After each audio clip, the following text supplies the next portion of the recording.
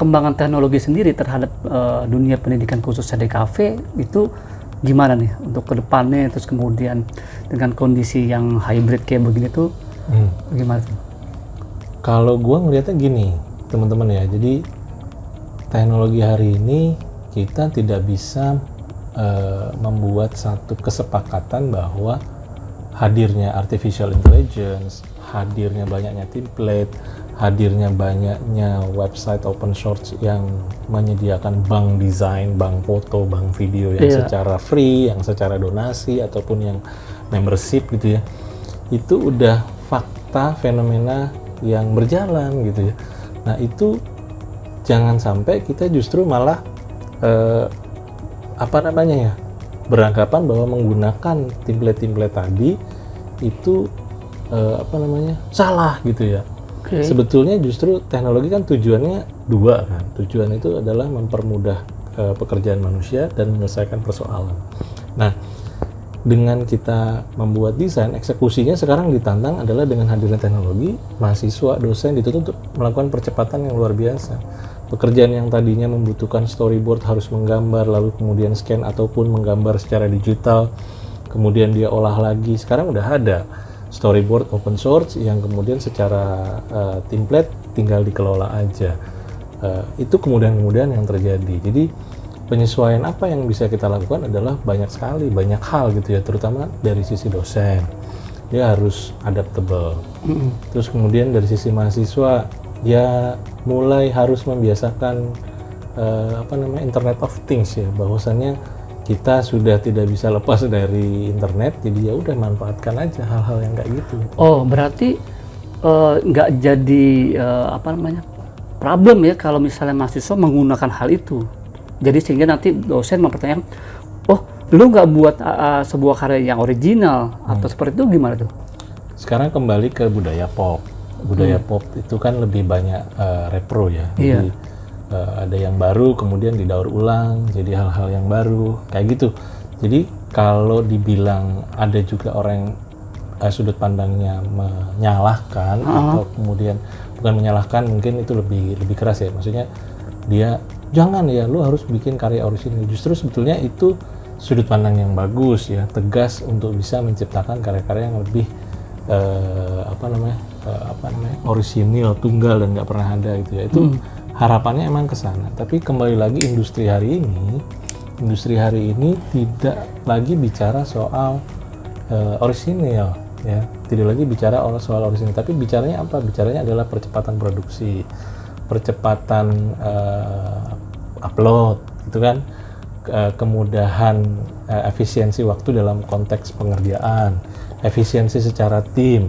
Jadi hal-hal kayak gitu. Kalau dulu misalkan orang desain itu di hire untuk satu bidang kompetensi, misalkan fotografi, ya dia hanya karya foto aja. Tapi kan dengan hadirnya teknologi, satu orang tadi dia bisa harus secara Superman gitu ya.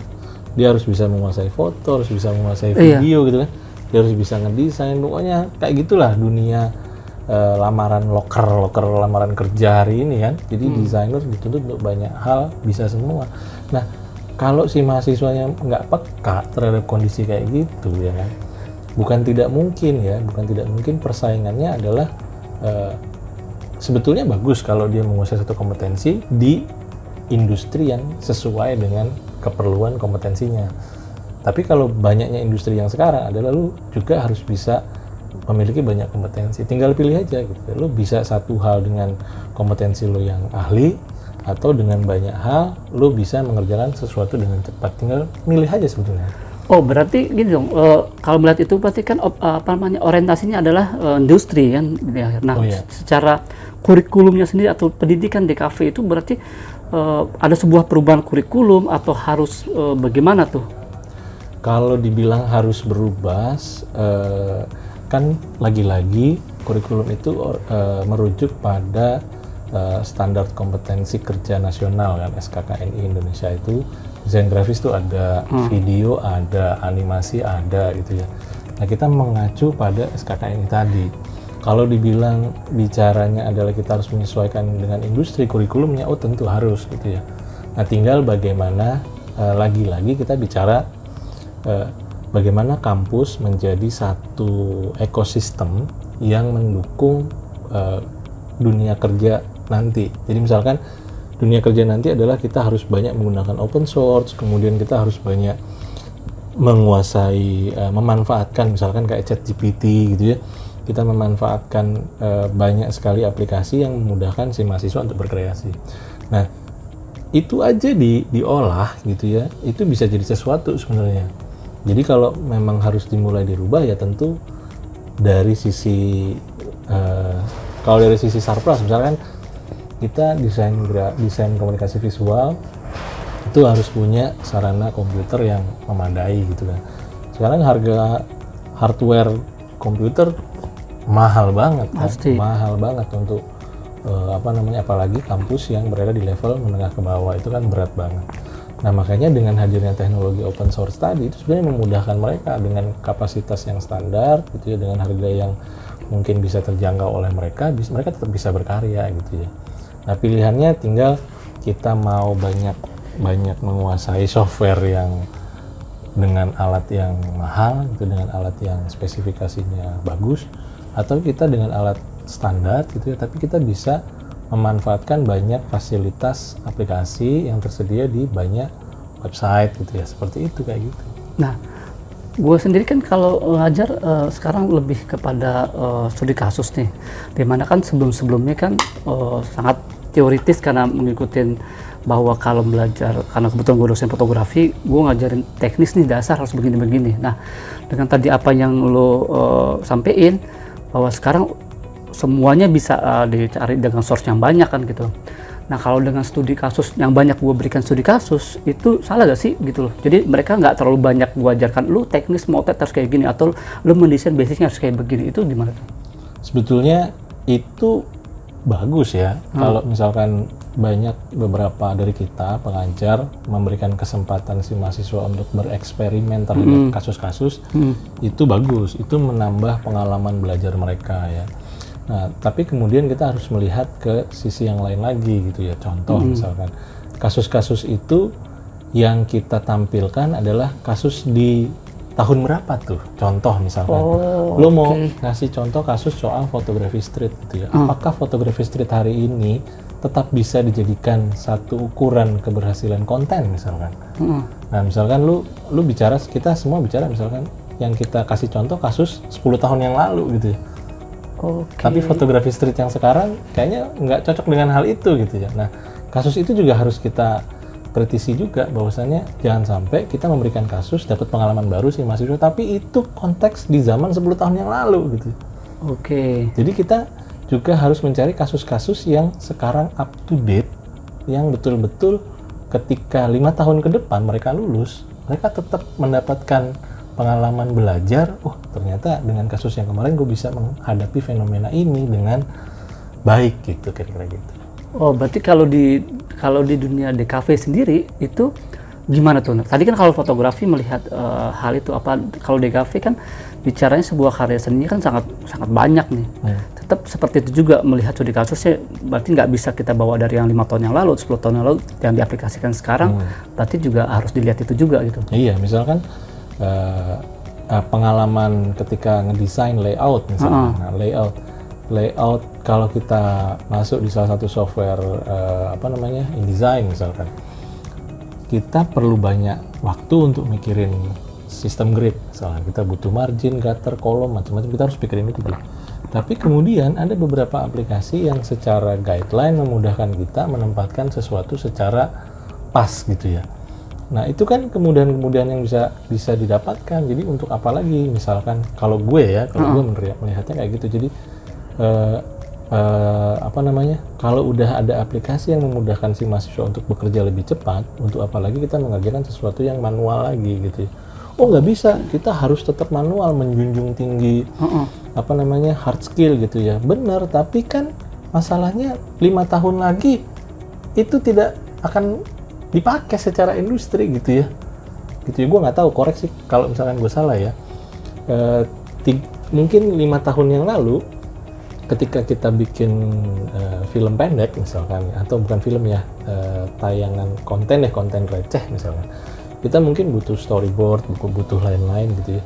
Dan itu memakan waktu, misalkan lu bisa ngerjain storyboard berapa lama? Sekian gitu ya. Sekarang dengan adanya resource misalkan video free segala macam hanya untuk membuat guide-nya cerita itu, kan jadi jauh lebih cepat gitu ya.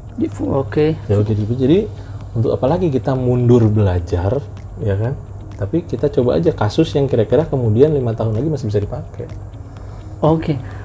Berarti apa namanya? Kalau misalnya dosen menuntut mahasiswa harus yang tadi lu bilang perlu hard skill itu dilakukan setiap mata kuliah itu dalam pengkaryaan. Terus tiba-tiba mahasiswa yang berpikir secara open mind dan ke depannya bahwa begini loh Pak, kalau gua buat, terus hal itu tidak menjadi polemik gak sih gitu antara dosen bahwa dia menerapkan kurikulum yang secara bahwa harus dilakukan berapa step, dan terus kemudian si mahasiswanya dengan kondisi saat ini gue bisa gue hasil sebuah karya apa yang lo mau tapi dengan cara gue, itu gimana tuh, polemik gak sih kayak gitu? Tentu pro kontra pasti ada. Misalkan ada dosen yang tetap dengan teguh gitu ya mengajarkan proses secara manual gitu ya. Itu nggak apa-apa. Tapi harus lagi dilihat bahwasannya generasi kita hari ini ya teman-teman mahasiswa, mereka berada pada gerbang industri yang semuanya butuh cepat. Oke. Itu jadi bukan kita menganggap bahwa dosen ketinggalan zaman, bukan. Mereka tegas di area otonomi kelasnya ya, perkuliahannya, karena dosen kan punya hak prerogatif lah untuk mengatur, untuk menjaga capaian pembelajaran sesuai dengan kurikulum yang mereka dapatkan gitu kan. Nah kalau misalkan si dosen kembali lagi kekeh tapi kemudian 5 tahun lagi itu dia nggak bisa dipakai buat ke depan, jadi mohon dipikirkan lagi aja gitu. Jadi kalau dibilang polemik, ada polemik. Pasti ada polemik. Ada polemik. Nah itu dia teman-teman. Jadi teman-teman mahasiswa yang masih saat ini mungkin ada beberapa tuh ya yang ngobrol sama gue sama kayak dulu, kasus kayak dulu, bahwa gue masuk di kafe atau gue masuk di dunia seni, walaupun itu fotografi atau di kafe atau seni yang lain, skill gue apa nih, tapi gue nggak bisa gambar, gue nggak bisa foto, tapi gue harus begitu. Sebenarnya kalau dengan apa yang lo sampein, semua bisa dilakukan dengan kondisi saat ini gitu ya. Betul. Jadi buat teman-teman nggak harus ragu misalnya dalam berkarya itu karena kurikulumnya begini, gue ikutin, tapi sebenarnya dia tahu ada cara lain kayak gitu. Tinggal bagaimana mereka berekspresikannya dan bagaimana dia berkomunikasikan sama dosennya kan, berarti kita ada pengkaryaan yang penting sesuai sama konteksnya kan gitu. Ada satu fenomena menarik nih. SMK hari ini, SMK jurusan desain tuh ada, jurusan animasi ada, jurusan multimedia yang bertransformasi atau menjadi desain komunikasi visual tuh ada. Nah, beberapa kurikulum dari perguruan tinggi itu mereka adaptasikan di pembelajaran SMK. Oh, jadi misalkan ada di SMK tuh ada menggambar, gitu ya. Terus kemudian di SMK ada yang menerapkan nirmana, gitu ya. Nah, Kemudian ya, ada satu fenomena baru. Kemarin gue habis ngobrol di salah satu SMK negeri gitu ya, di Jakarta. Jadi si siswa ini lulus dari SMK itu. Kemudian dia mau masuk salah satu institusi gitu ya. Kemudian dia lihat kurikulumnya. Terus kemudian dia lihat ada satu mata kuliah tuh di situ, di semester 1 mata kuliah yang nirmana gitu ya. Nah, dia akhirnya berkomentar, saya di SMK sudah mendapatkan nirmana gitu ya. Terus perbedaannya apa, difference apa? Iya tuh. Ngapain gue harus belajar nirmana lagi? Gitu? Iya. Padahal gue udah dapet experience pengalamannya di SMK nirmana tuh begini gitu ya. Jadi untuk apa lagi gitu? Akhirnya dia nggak jadi kuliah gitu. Oh. Efeknya apa? Efeknya ketika SMK mereka lulus terus kemudian mereka yang mau niat kuliah kemudian melihat satu fakta di mana kurikulum itu tidak adaptable gitu ya, akhirnya apa? Akhirnya mereka memutuskan untuk kerja. Nah, padahal di SMK itu kan memang tujuannya kan memang mereka sangat sedikit lah ya, maksudnya tujuannya mereka bisa langsung kerja. Tapi bukan satu hal baru bahwa lulusan SMK itu juga sangat sedikit yang tertarik untuk kuliah. Jadi ketika mereka mau kuliah sebenarnya itu udah peluang bagus, tapi menghadapi fenomena ternyata sama juga kurikulumnya gitu. Oke.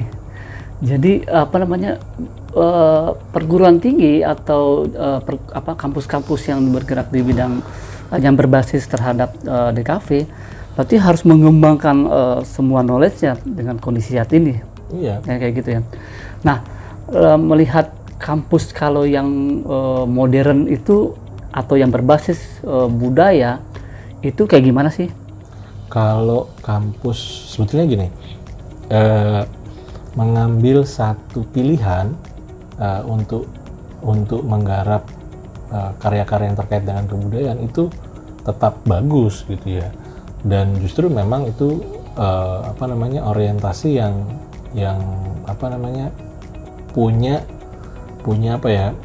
punya basis akar ya untuk melestarikan karya-karya budaya di Indonesia.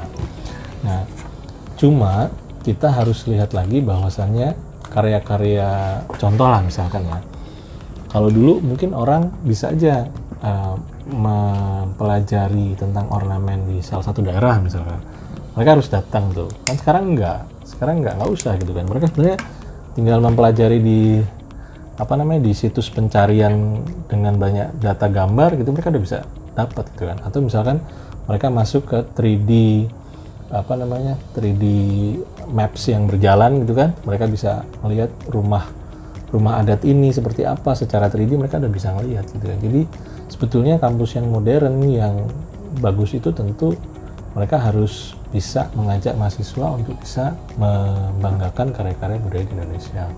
Apalagi pemerintah kan juga ini ya turut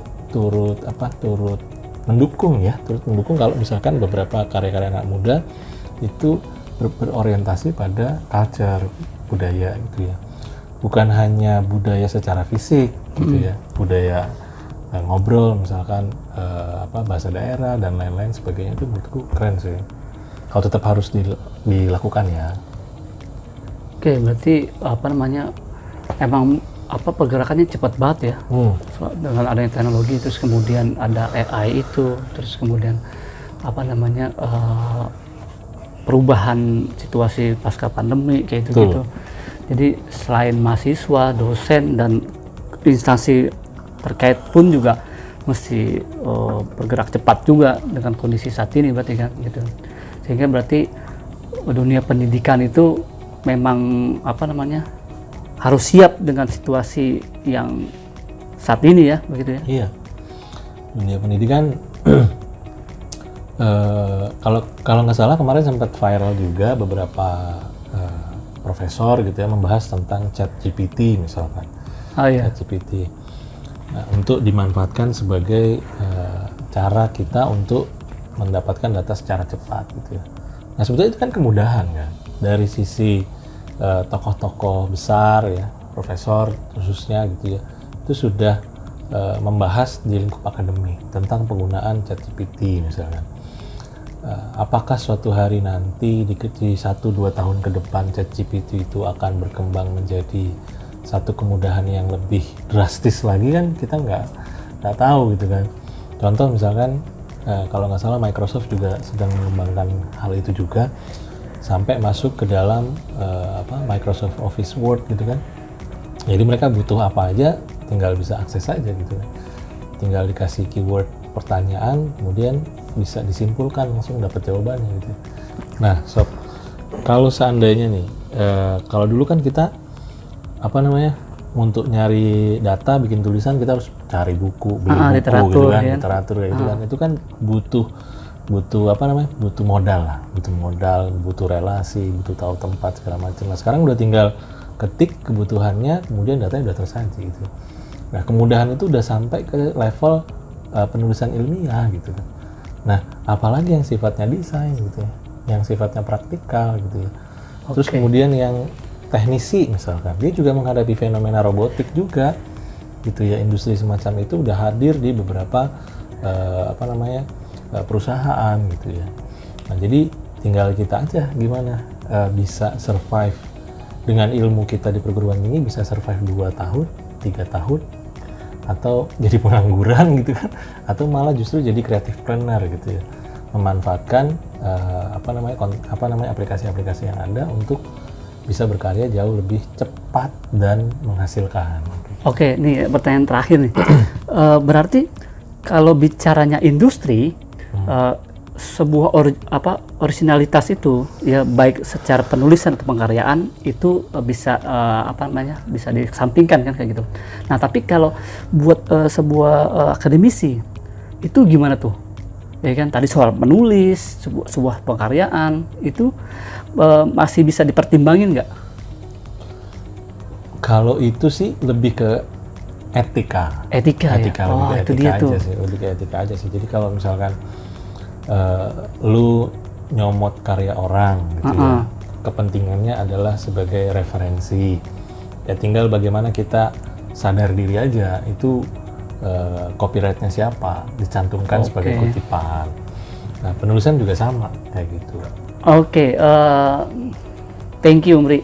Oke, sama-sama. Ini yang gua tanyakan atau yang kita obrol ini sekedar bukan hanya apa yang gua rasakan, tapi teman-teman mahasiswa itu juga mempertanyakan hal itu sama gua. Jadi mahasiswa baru atau yang lama pun juga mempertanyakan dalam sebuah keilmuan, pengkaryaan, terus kemudian originalitas, terus kemudian kecepatan, itu mereka tuh masih harus gimana sih gitu loh. Nah, itu makanya kenapa ini gue pengen bahas sama lu, karena berhubung lu banyak melakukan studi kasus di mana-mana, dan gue pun secara di kampus yang gue ngajar saat ini masih ada yang pertanyaan-pertanyaan seperti itu. Thank you banget Bri atas ngobrolnya teman-teman. Jadi semoga ilmu ini atau pembicaraan kita menjadi sesuatu yang bermanfaat. Amin.